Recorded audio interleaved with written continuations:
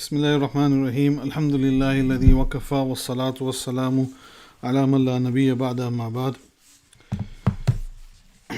Respected listeners, Assalamu alaikum wa rahmatullahi wa barakatuh. Welcome to the sixth reading of Irshad al-Muluk, a kitab written originally by Sheikh Qutbuddin Dimashqi rahmatullah alayhi, translated into Farsi by Mawlana Rashid Ahmad Gangohi rahmatullah alayhi, with some added commentary, and not a complete translation, but a translation of certain portions. We're coming to the end of the first chapter, and it's the last section of the first chapter, in which Mawlana Gangohi rahmatullah alayhi, he mentions, the title heading is Talib-e-Deen ke liye aham nasaih, some important advice for this person seeking religion.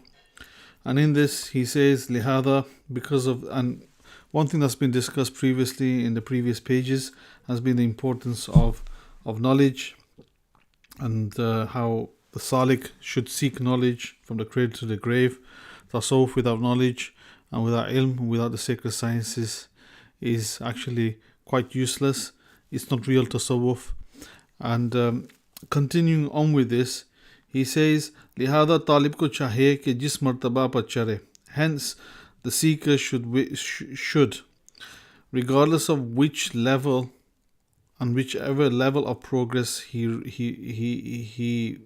achieves, tarakki ka talabgar ho, that he should always seek to progress himself spiritually, regardless of what his situation, which situation he's at, what his condition is. He should always constantly seek to progress himself spiritually. Or ziyada qurb ki koshish kare, and he should also try to draw near to Allah Almighty as much as possible. Na ye ke thar jaye, it shouldn't be the case that a person just stops or talab khatam kar de, and his talab and his yearning and his drive to progress he stops this, but he should continue progressing as much as possible. The Mawlana Gangohi rahmatullah alayhi, obviously this he then recites a couplet from the poetry of Sheikh Mawlana Jalaluddin Rumi rahmatullah alayhi of Konya. Obviously, this is not a translation, or this particular section, or some of this section isn't directly in the works of Sheikh Qutbuddin Dimashqi rahmatullah alayhi, but it's Mawlana Gangohi rahmatullah alayhi's own commentary. And in this poem, I'm going to read the poem as best as I can. I don't know Farsi, but I did contact Mawlana Tamim Ahmadi of California, who's a very fluent and native Afghan Persian speaker, who actually recited the poem for me and also explained and gave me the tarjuma and the meaning of it. And I'm going to attempt to read this tabarrukan for barakah. E brother be nihayat dargahest, har che biruwe mercy baroe maisat. I apologize if I haven't read it properly. It's no negativity to Mawlana Tamim Sab, probably just my weakness, and I did ask him over a week ago, so it's gone a bit rusty there in how he probably recited to me. Anyway, Mawlana Rumi rahmatullah alayhi, he mentions in this poem that, oh my brother, this dargah, or this shrine, or this court of Allah Almighty is one without limit. Yani reaching Allah Almighty is a massive ocean, it's one without limit.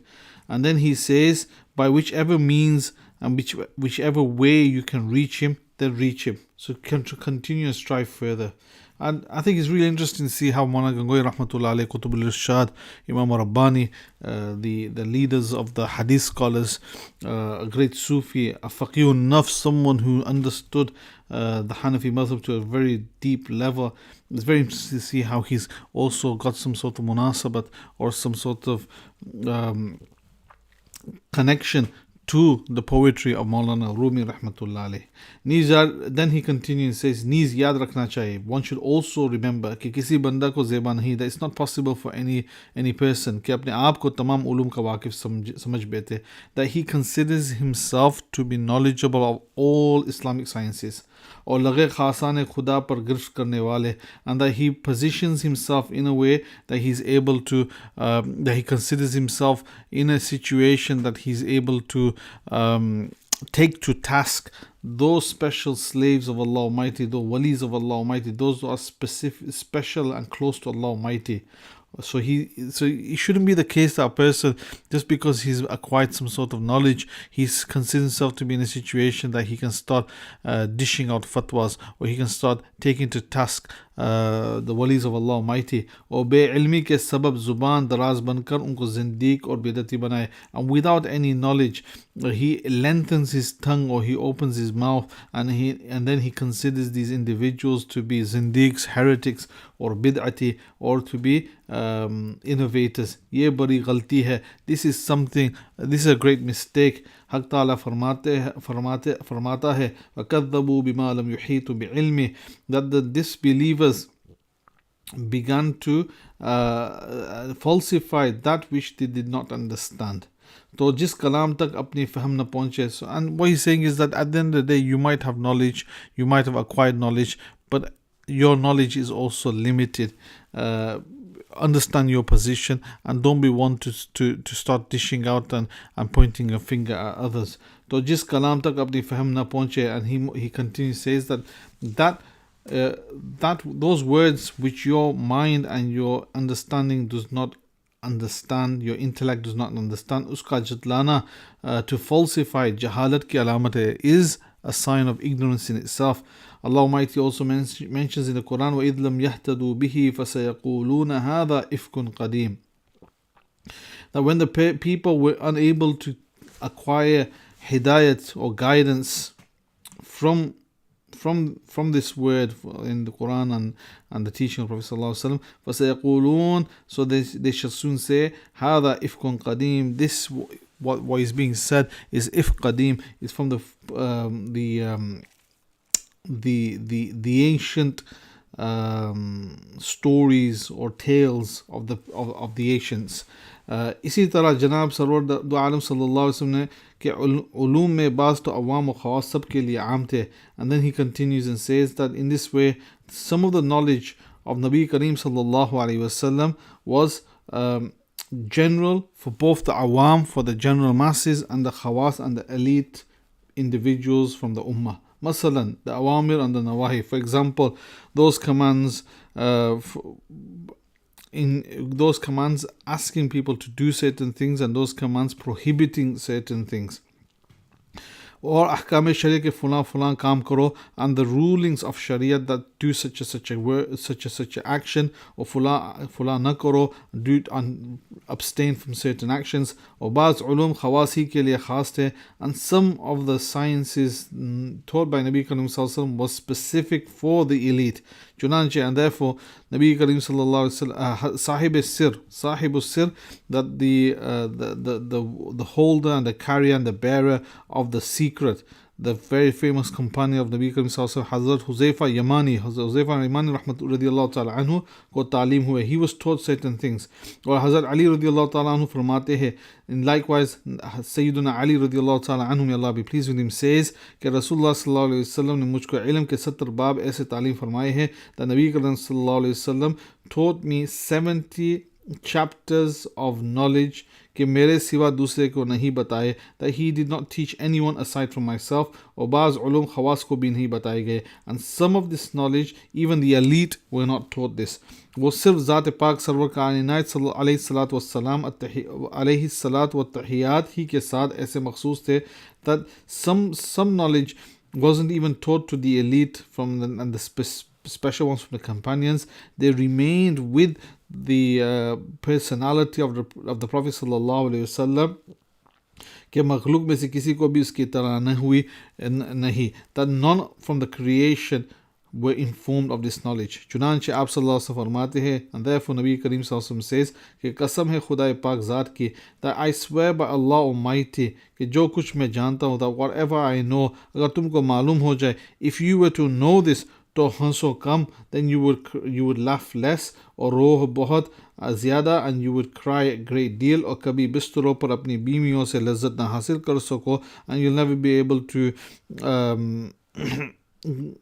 go to your spouses, और जंगलों Kohstan mein nikal pao, and then you'd go out into the jungle and into the desert, or dahai machao, and then you'd start seeking aid, or faryade karo, and then you start seeking aid, or ba khuda mein pasand karta hu, and I swear by Allah Almighty, says Nabi Karim sallallahu alaihi wasallam, कि काश दरख्त होता, I wish I was a tree कि काट दिया जाता, that I'd be cut down.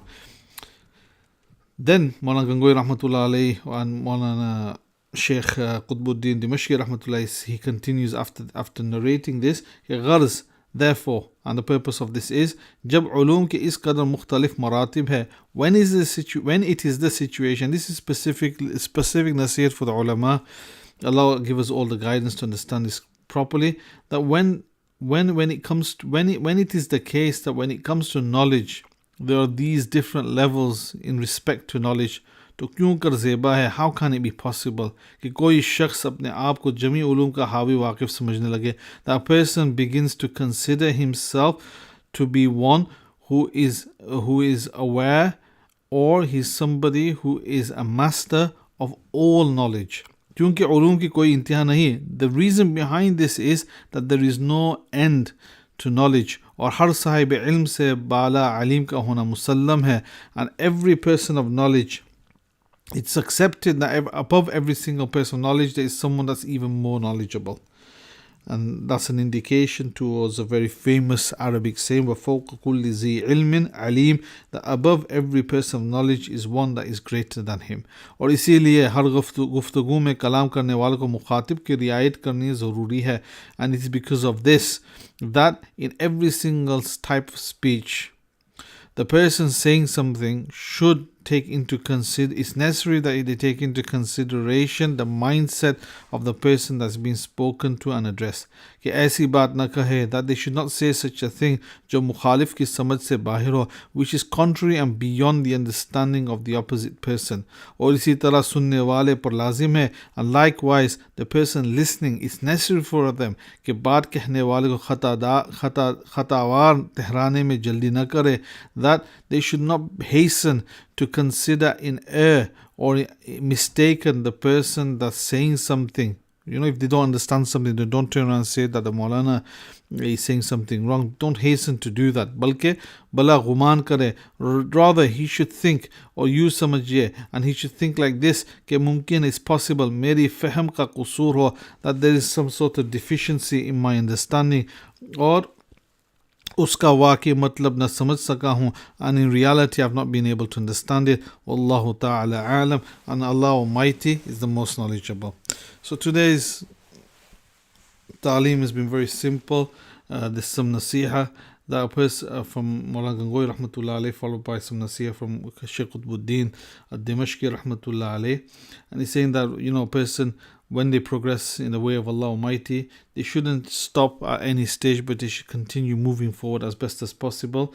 And also the importance that once you've actually acquired knowledge, don't consider yourself to be the most knowledgeable person out there, and especially don't use your knowledge to start pointing fingers at those people who are considered to be khasan khuda, the special ones of Allah Almighty. Don't start pointing your fingers at them and start considering them to be heretics or to be bid'atis, innovators. And he says that that sometimes you might not understand something, but don't start like, because you don't understand it, you reject it. To do so is a sign of ignorance. And likewise, Nabi Karim sallallahu alayhi wasallam, he came and he taught lots of things to the companions and to the ummah. Some of the information that he provided was for the elite and also for the khawas. However, some of the information that he's provided, some of the knowledge that he has, the sacred knowledge, was specific was only special for specific people, such as Sahibul Sir, Sayyidina Huzaifa Yamani radiyallahu ta'ala anhu, or likewise Sayyidina Ali, who was given 70 chapters of knowledge which none other was given. But likewise, in the same way, Nabi Karim sallallahu also had certain knowledge that he did not pass on to the companions or to the ummah. And he mentions that if I were to tell you what I know, then you would laugh little and you would cry more, and then you wouldn't go to your spouses and you'd go out into the jungle or into the desert and you start seeking aid. So then, in summary, Mawlana Gangohi rahmatullah says that when it is the case that there's so many different levels of knowledge, how can it be possible for a person to consider to be a master of all knowledge? And because there is no end of knowledge. And remember the famous Arabic saying that فوق كل ذي علم عليم, that above every person of knowledge there's one that's greater in knowledge. And likewise, when you speak to someone, when a person of knowledge speaks to someone who has less knowledge, then he needs to take into consideration the mindset and of the person who's being addressed. Likewise, the person who's listening, if he doesn't understand something, then don't fall into the error on a mistake of becoming a rejectionist, but rather attributed to one's own deficiency in one's own understanding. And this is what the equilibrium and the balance should be when it comes to knowledge. And that brings me to the end of the first chapter. The next chapter is all about, the first section of the next chapter is about the sheikh, what type of sheikh should there be, what the conditions of the sheikh of tariqah should be, and we'll go into some depth on that next week, inshallah. Assalamu alaikum wa rahmatullahi wa barakatuh. سبحان الله بحمده سبحانك اللهم وبحمدك لا إله إلا أنت استغفرك وأتوب إليك. اللهم افتح علينا فتوح العارفين المحبوبين لديك المقبولين عندك برحمتك يا أرحم الراحمين صلى الله عليه وسلم.